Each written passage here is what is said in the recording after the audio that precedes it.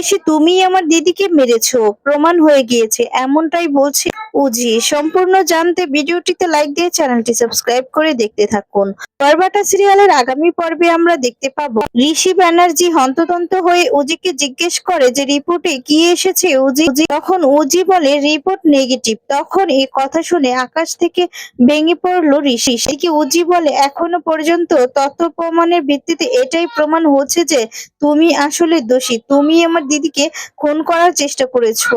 তখন এই কথা শুনে ঋষি ব্যানার্জি অবাক হয়ে তাকিয়ে থাকে। আর এবার তাহলে উজি কি এই রিপোর্ট অনুযায়ী বিশ্বাস করে ফেলছে? কিন্তু আসলে না, সে মনে মনে এখনো এটা বিশ্বাস করে না।